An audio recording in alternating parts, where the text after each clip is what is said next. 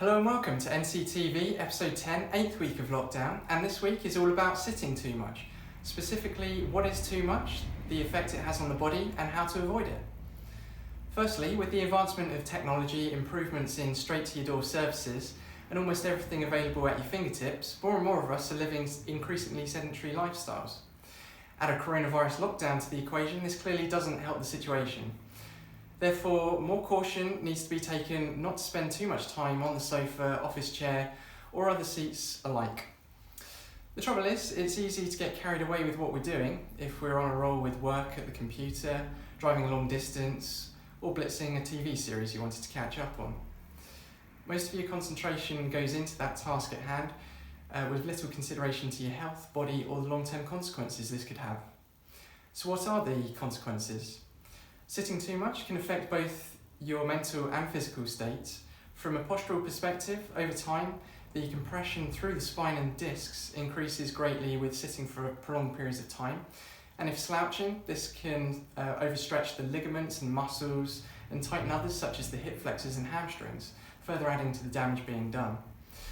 In addition, scientists say that there are a number of associated health concerns to watch out for, such as obesity, high blood pressure, diabetes, cardiovascular disease and depression, Alzheimer's, cancer, and even a high risk of premature death. Researchers have also reported that even if you are relatively active and get your daily exercise, sitting for a further 7 or 8 hours a day will undo all your good work. So what can you do about it? Fortunately, there are ways you can help prevent yourself from sitting for too long a period of time and suffering the effects of it, such as, number 1, set yourself reminders to get up and move about every 30 minutes or so. 2, stand and walk about whilst you're on the phone. 3, stand instead of sit whilst you're on the train or bus, post-lockdown that is, of course. 4, position your work surface on a standing desk or above a treadmill. And 5, move around with every coffee or tea break or during a TV advert. If you find you can't avoid sitting for hours on end, then ensuring that you sit correctly is of paramount importance, and you can do this by, number 1, sitting up relatively straight with good lower back support, helping to maintain the curve in your lumbar spine. 2, sit with your buttocks to the back of your chair.